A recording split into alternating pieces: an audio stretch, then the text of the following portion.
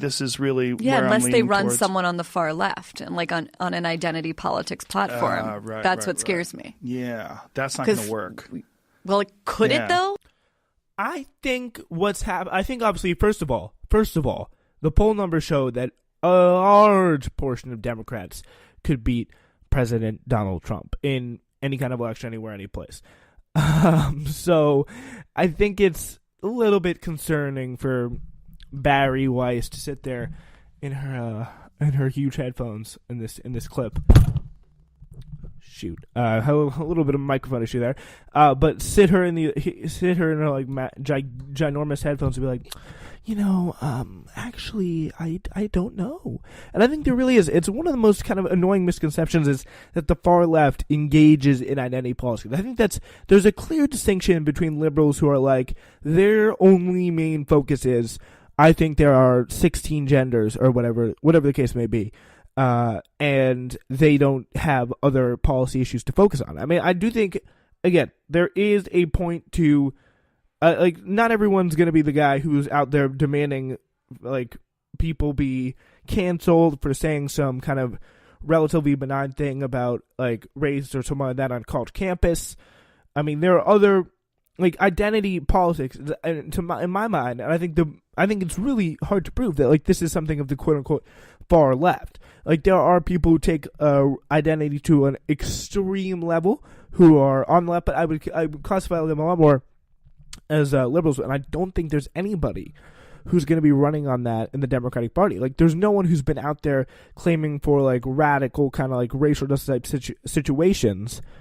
It's been a lot more about economic justice that affects all working class people, and I think that's what scares someone like Barry Weiss a lot more than anything else that could be possibly going on. I don't think so. I don't know, because Trump's whole thing was, screw the center. I just need to make my base go apeshit crazy for me. But they're still apeshit crazy, and no matter what I he know, does. and I'm worried that the Democrats are going to try and replicate that strategy and be like, we just need to make... Again, why would... Oh my gosh. Like, why would you want to not represent that strategy? Like, why would you not want to replicate that strategy? It's a strategy that works. Okay? There's... Polls show over and over again, there is no center. There's a right wing in the country, there's a left wing in the country, and a lot more people, I think, fall into the left wing of not like there's certain facts. Like abortion, that's a 50-50 issue, I think. There's not a broad American consensus on that. Things like taxing the rich, single-payer health care, common sense gun reform, things like that, American people could run on. Green New Deal, also, again, the thing that came out this week, is very, very, very popular. Like in a record amount of time that no one really saw coming, and it's unprecedented for a freshman congresswoman to come in and claim and actually start a policy issue like that. But that's another thing. But yeah, I think there's a really kind of a difference that is she's kind of like either out of idiocy or out of like just spinning it, trying to obfuscate or trying to like clean things up and make it like a little bit more purposely obtuse. Our base go apeshit crazy. All right, she's talking about the Democrats, by the way. And again, why would you not want to replicate a strategy that one? And I really don't get Joe Rogan and Barry Weiss here saying that they should run a centrist Democrat, which is, by the way, exactly what they did last time, and it didn't work. It didn't work. You cannot go more centrist in the Democratic Party than Hillary Clinton. Like, who is out there? Like, Republicans, as we know, they vote Republican. They're one of the most unified bases, one of the most unified groups of people in the country. Like, they stick Republican. They stick with their base, and they stick to their guns at all costs. And I think largely Democrats do the same, but not really to a big degree. And Trump is literally the most popular Republican president in history among Republicans. So it's hard to see at any point in time Republicans defecting in any way to support someone that would, for example, say make an Anna Navarro happy, like Howard Schultz, the guy who has a 4% approval rating. I'm sure that's someone who she'd love to see run. I guarantee she'll say it in the next minute. Rather than running someone that can win the center. I see where you're going, but I think that this is maybe my liberal bias, but I think that people on the left wouldn't fall for that the same way people on the right would. I don't think people on the left who saw someone who went ape shit, full woke, far left. I think there's a lot of people in the center be like, well, I'm just going to vote libertarian, man. I'm going to vote for Gary Johnson or some shit. But okay, so who's in right I don't think anyone's going to be voting for Gary Johnson. now? So we have Kamala, Kirsten Tulsi Gillibrand. Yeah, so this is he brings up Tulsi Gabbard, Joe Rogan does, and she's like, oh, she like almost starts to vomit, and then she's like, the assumption is, oh, she has a lot to say about Tulsi Gabbard here. Like, this is going to be very bad. This is not going to be good. Tulsi Gabbard's going to be discredited because someone who has that strong a reaction about Tulsi Gabbard really must know her stuff, right? And actually why she hates Tulsi Gabbard so much, instead of just being believed and told and like ratcheted up. Her fear of Tulsi Gabbard just ratcheted up by people. She, when faced the basic questioning, like, she's going to be able to defend herself, right? About why she hates Tulsi Gabbard so much? Monstrous ideas. Well, when she was 22, she had... No, she's an Assad toady. What does that mean? She is What's a toady? I think that I used that word correctly. Jamie, can you check what toady means? Like towing the line? Is that what it means? No, I think it's like a... Yeah, she's like, okay, she's an Assad toady, folks. She's a toady. Wait, did I use that word right? I'm not sure. Can you please check that for me? You wanna look it up? Toadie. What does that mean? I think it means what I think it means. She just called her that. Toady. Definition of toadies: a person who sycophant, flatters or defers to others for self-serving reasons. A sycophant. So she's an Assad sycophant. Is that what you're saying? Yeah. Okay, so now we got that part. She's an Assad sycophant. She's like, yeah, I think so. She's an Assad sycophant. That's known about her.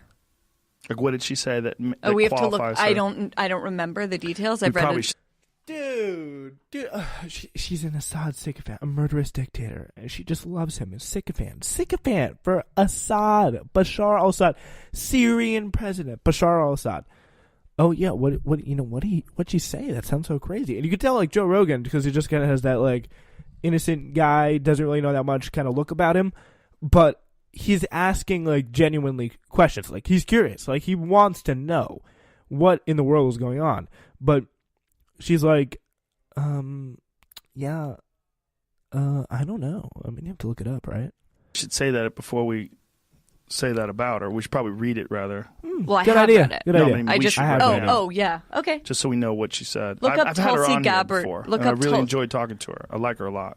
Are you serious? Yeah, I like talking to her. Okay. I like talking to her. I don't know about... I think she's like the motherload of bad ideas.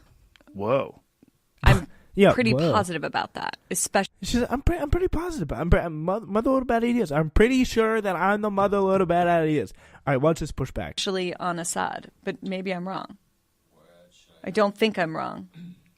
Well, my take on her was that I think, as a person who's coming from the left, who's also a veteran and is very articulate and sensible and a woman, and in talking to her, we didn't get into Assad or any of those things, but talking to her about what she feels is wrong with the current administration and the way things are running and a direction she thinks things could go in, she had some very promising ideas. I didn't know about this. But doesn't she also, did she ever apologize for believing in conversion therapy?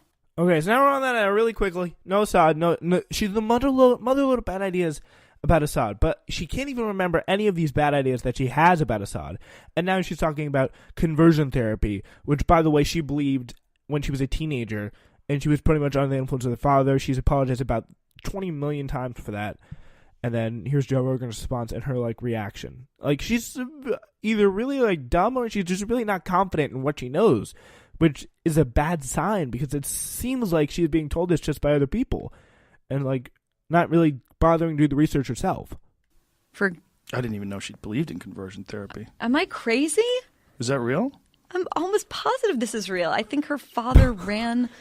God. When you say conversion therapy, you're talking about gay people. Yes. Yeah. No, I didn't know that. I never heard that. I did hear something about when she was very young. She was like 22. She had said something about gay marriage and civil unions that she apologized for and said that she evolved. She reveals she met Assad in Syria without informing top Democrats. I'm telling you, She said she went on a fact-finding mission in support of peace for Syrian people, but characterized U.S.-backed rebels as terrorists. Yeah, I mean, hold on. I can keep looking, but I'm telling you. I don't have enough time to research everything. Yeah. I'm telling you. Like, I mean, I feel like if you really hate, like, call me crazy here. If you really hate Tulsi Gabbard that much, you should probably have some sort of a ideology about, like, she actually know why she's that bad. Actually have it at the top of your head. Like, as a political opinion writer for the New York Times, you have some sort of kind of an ideology, like, very quickly, okay, this is why she's bad, because of this, she hates Assad, she said this about Assad, she characterized our soldiers as terrorists. Like, why can't you say that? Is it that hard? Like, I don't get it. Like, I have reasons why I hate Hillary Clinton. I can think of it off the top of my head. I have reasons why I hate Donald Trump. All the people who I don't like in politics actually know why I don't like them, which is, it's pretty crazy to see someone just absolutely flop down this hard. I can come back on when I know more. Okay, but let's we can do this another time. Okay. But who do you think? That's so embarrassing, though. That's so embarrassing. Like, I cannot believe that. Just Joe Rogan's like just disappointment on his face. It stands out for you as someone that would make a good president. Yeah, she once touted working for an anti-gay group that backed conversion therapy. Anyway. She once touted working for an She worked for an anti-gay group. She worked for. Yeah, but the question is, how old was she? Was it kind of a family thing? Has she apologized? Like, there's other there's context to that decision. I think that's for sure. What has her record been? I think that also speaks to it, and what are her thoughts on it now? I think that plays a major part in it, and the fact that she had to actually, again, look that up before making these just outrageous claims. Oh, she's the worst person in the world, and literally positive quote, the mother load of bad ideas. No, I don't know. Like, what are those ideas? I'm thinking about it. Like, come on. Like, that makes me want to support Tulsi Gabbard even more, even though I don't think she really has a shot to run for and win the presidency. It's pretty bad. All right, that's about it for today's episode of For the Win. Thank you so much for joining us. We are going to be back next week. Be ready for a brand new news flash tomorrow, and the wake up continues on Monday.